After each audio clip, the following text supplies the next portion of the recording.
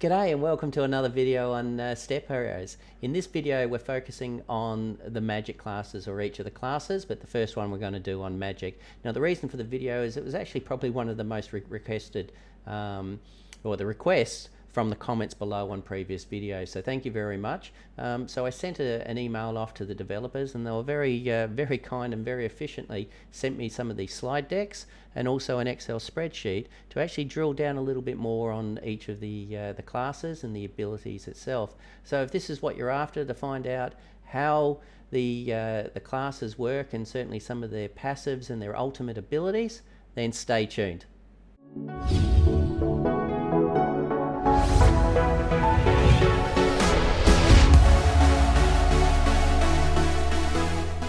Welcome back. Okay, so just to give you a little bit of a rundown on the schedule if you haven't seen this already. So last month, or this month is the time of the video at the beginning of the month, we were doing the pre-alpha testing, and I was very fortunate to be able to get into that pre-alpha testing and have a bit of a play with the characters. All it did was get me more excited.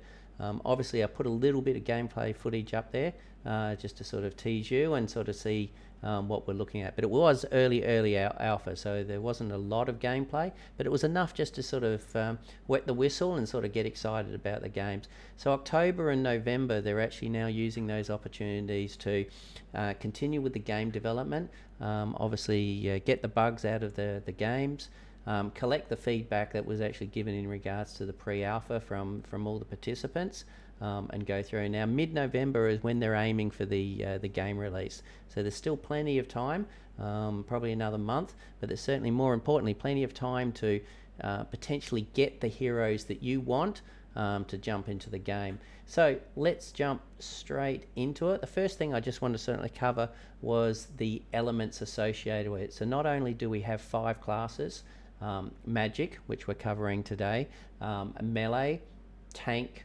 ranged, and a support class. Now the support class only has 1 character at the moment, and certainly the ranger class and the melee class only has 3 characters, so that sort of also tells me that potentially we've got a few more characters coming out, but we'll see how that comes out. I haven't heard anything more, but I guess it's an opportunity for a few more boxes, some more summoning, and we'll see how those come out. So with the elements themselves, we've got fire, water, and earth. Now these 3 elements work in synergy, and as you can see, the fire deals 30% additional damage to an earth enemy, water 30% to fire, and earth 30% to water. So those 3 are in synergy, and then the light and dark are in synergy. So light does 30% more damage to dark, and dark does 30% more damage to your light. Then we've got our classes, and as we said, we're going to focus on the magic class. Each of the classes we're talking about, so this one we're doing Fire Golem, Ice Drake, Rogue Mage, and Mage. Okay, so let's have a look at the first character of the magic class, which is the Fire Golem. The Fire Golem I actually found quite effective. It was not only sort of, it felt a bit tanky, and I think that's just about the size, but also just having a look at it, certainly it's ultimate, and I think that's what they're calling it an active there, but it felt like a more of an ultimate ability. It was an auto battler, as we saw on the gameplay, but when it released this ability, and I probably got 1, maybe 2 out of a gameplay, then it was certainly epic. It certainly hit the ground and certainly did a lot of damage. So let's go through it again. It strikes down on the ground with giant arms to start an earthquake, inflicts 240% damage, and decreases the enemy speed by 50 for 2 turns. And that does all the damage, all the targets on the actual field itself. Next one, on the Firebomb, which is the passive, and we were seeing that each of the characters, I guess, were firing this as their auto attack until their I guess their as I said, their ability, or their main ability, I guess, was actually activated, or their ultimate ability. So shoots an arm out, inflicts 300% damage to 3 random enemies. Then you've got your passive bases, and 2 passive bases as critical damage will be increased by 50%, and the golem's physical defense will be increased by 50%. I want to use this opportunity now, just jump over to the stats that were shared with me as well, on each of the classes. So magic in a whole, and I'll see if I can put this down or put the spreadsheet up there. So magic in a whole, when you grab your magic class, obviously you've got also commons, uncommons, rares, I can't remember to go through, epics, legendaries and so forth. The hit points are going to range between 143 and 215. Attack is going to be between 10 and 16. Magic power is going to be between 18 and 28. Physical defense is between 9 and 13, and magical defense is between 14 and 22. And I'll try and get those down the bottom as well. So very much buffed on the magic power, which makes sense, and buffed on magic defense. Very weak on physical defense and obviously attack power. And in regards to the hit points, it's sitting very, very low. So you're certainly looking at a fairly squishy target, but almost like a glass cannon that you would expect out of a summoning or a magic class. Okay, let's look at the next one. The Ice Drake. Now, the Ice Drake itself has one ability, which is the Ice Breath, or the ultimate ability that we want to have, which was devastating. Now, it attacks all the enemies in a row and inflicts 330% magical damage, and hits with 3 hits and decreases 30% magical defense for 3 turns. Now, I had a couple of, I think if we go back to the last battle, we had dual Ice Drakes, but it just shoots a beam down the line, and it was absolutely wrecking. But more importantly, I guess it is wrecking if you're also against other magical targets. Now, because it's an auto battler, you weren't picking which line you were actually fighting.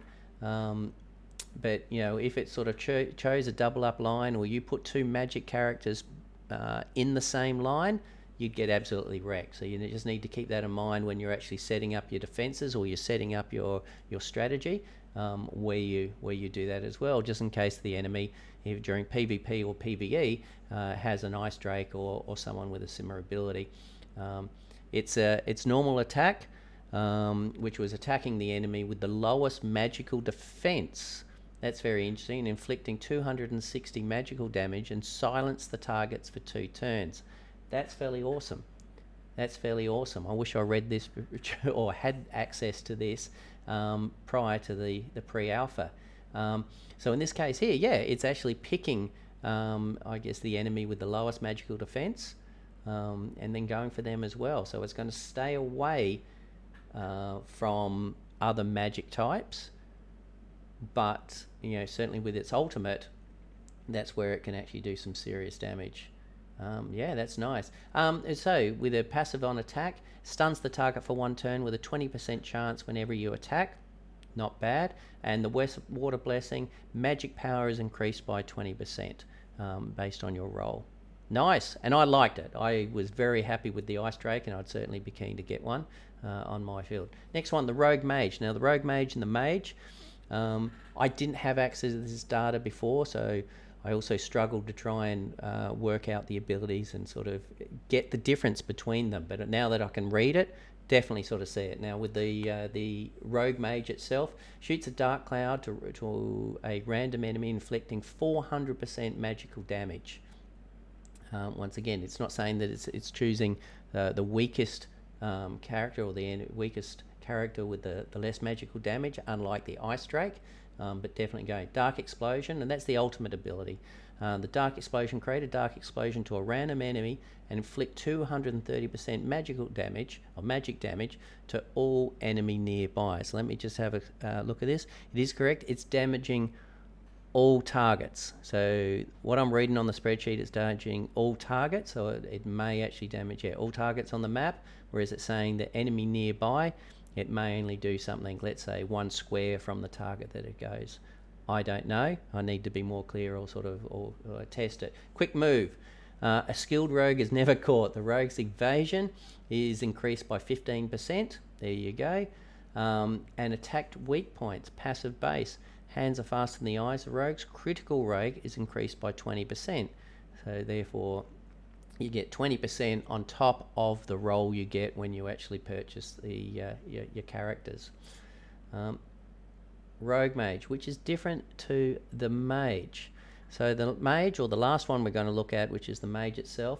Mage, the ultimate ability is shoot a beam that pierces through everything in line to inflict 320% magical damage. So very similar. So let's just go back to the Ice Drake. So in this case here, attacks the enemy in a row with a powerful breath, inflicting 330% magical damage, and decreasing the magical defense, whereas the Mage is just coming in less, so coming in with less damage, and also not reducing the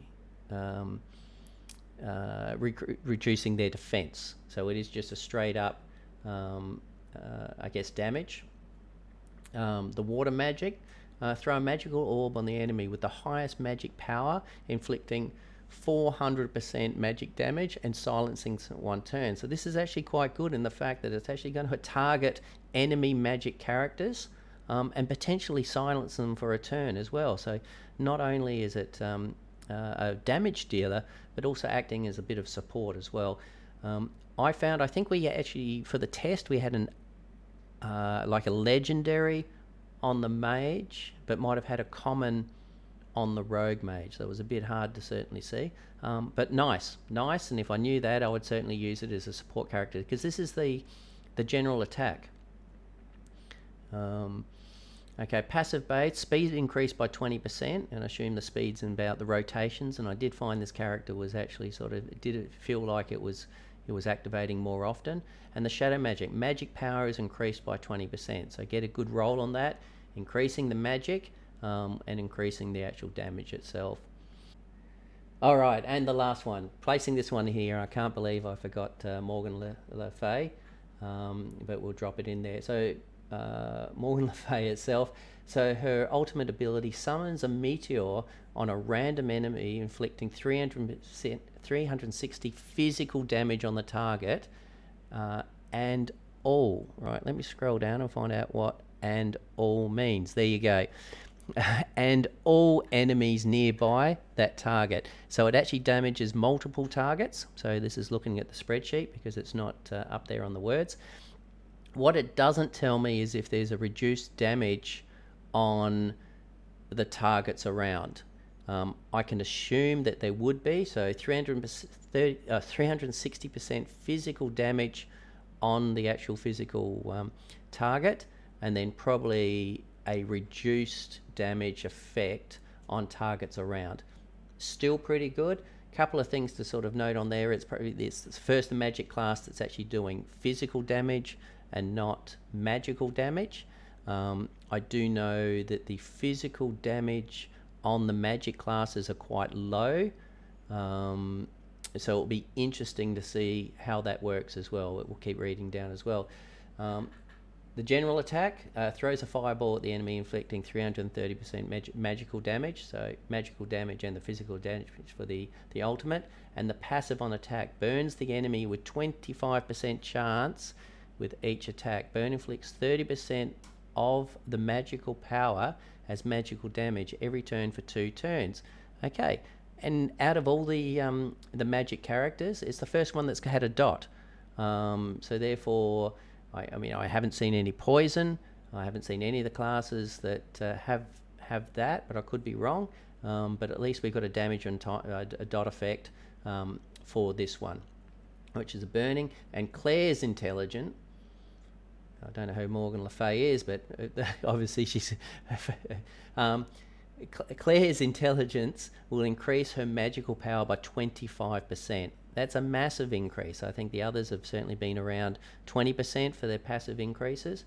But what it doesn't say is the increase on her physical damage. So I think she would be an awesome character, but if you roll her with a low physical damage ability, it could reduce it. And I think what they've done is they've compensated by 360. Some of these others, such as 320 on your Mage, on your Rogue Mage, is pretty crazy.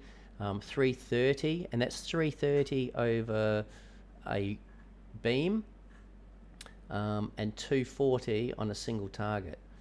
Oh no, that's for everyone. Okay, so For the Fire Golem, you've got 240 for the entire field, but for Claire, you've got 360 damaging all as well. So I think they've increased the percentage of the damage, because the physical damage on the magic class is going to be a bit lower, because it's not obviously their main ability. Magic damage is their main ability. Okay guys, so that's it. I just wanted some quick videos on each of the classes. I will do, don't hesitate to leave the comments in below, and if you're interested, I will over time just keep on releasing each of the classes. So obviously this one's for the magic. We will do the melee, the tank, and the ranger. Support's only one class at the moment, so I'll probably leave that one to last, just in case they're releasing a couple more support characters. And we'll see how we go. So let's just jump into the market and have a quick look.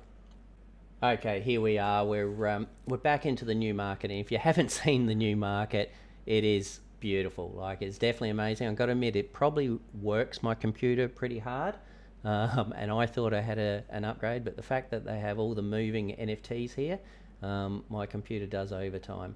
Or my graphics card does overtime, just trying to stabilize it. But it is good. It's so much easier to use now. It's so much, certainly once you go into the marketplace itself, it's very easy to pick the character that you're looking for, the elements that you're looking for in regards to that, the rarity, and the price as well. So let's just have a look, and I think I've already sort of done the lowest price in the three. It is a great time. So we're still, as we said, about 6 months away from the game release, and these are going to go up. So obviously at the beginning, they just released summoning. A heap of people were summoning, and therefore the prices certainly dropped a bit. I paid a little bit more for my first common, but you can go through. Now this one up here is actually showing, so if you're interested in the summoning itself, you can see how many times they've actually been summoned. So you can still pick up at $26 here, you can still pick up characters, support character, the rogue archer. Let's go through the ones that we just sort of talked about, rogue mage and so forth. You know, $20 for a common, $20 for a common, and it's unsummoned, so therefore you could potentially do the summoning as well. I'm certainly super keen, and I will be buying some more. I'm going to see how I go in regards to trying to get some uncommons. That way I can certainly summon them with a higher opportunity to get a higher rarity. I think obviously the same thing, I've got the most opportunity to get another uncommon, but this is where I'm going to certainly focus. I'll see if I can pick up a couple of uncommons and then do summoning. With the summoning itself, I'll also do a video so you can see how the summoning works itself. We talked about it before very quickly, just wrapping it up on the videos itself. You know, there's so many things to do with your characters and your currency or your tokens before the game comes out. Not only are you buying the NFT and you're getting the NFT that you can invest with, I think once again, I think there's a great opportunity and great pricing for the NFTs at the moment. You've also got your bounty hunting with your staking. So I've taken my first NFT, which was just a common mage, because I liked it, and dark, and I bought it because I liked the look of it. I liked the purple shroud around this this mage, and I've had it sitting here and already got myself 44 steps. So I mean, it's not much, it's like $5, but that's $5 sitting there for a week, where other NFTs are sitting there either gaining price, lowering price, and not getting anything for it. So I think that's awesome. The second one you've got is any heroes that you've got, and I'll just refresh this, and I've only got a few heroes. Those heroes are sitting there also earning points. Am I going to get a newly minted character anytime soon? Absolutely not, but I've done this for the purpose of showing it on the video and checking it out. The price of hero has certainly dropped, and then certainly dropped and stabilized. So in the near future, I'll certainly buy some more hero. I will drop that hero straight back on here, stake it, and I look forward to minting my first character. As I said, is it going to come any time soon? No, but we'll certainly just build it up with the opportunity to sort of buy one as well. You've also got liquidity pools on Pancake as well. So whatever you, however you enjoy investing your tokens, I think certainly Step Heroes, there's an excellent opportunity. There's a lot of other NFT games or games coming out in the future that doesn't give me the same opportunity to stake now. I've literally bought that token, PVU or money or something like that. I've bought that token, and that token is sitting there waiting for a price increase or decrease within the project itself. That's not to say that those projects won't have staking or minting or mining in the future, but certainly today they don't. And I think that's one of the benefits to Step Heroes. All right, guys, thank you very much. Hope you've enjoyed the video. Don't hesitate to leave those comments below. As you know, I do read them, and that's why we created this video in the first place. Hit the like, and don't hesitate to hit the subscribe if you'd like to see more of Step Heroes or anything else. All right, hooroo!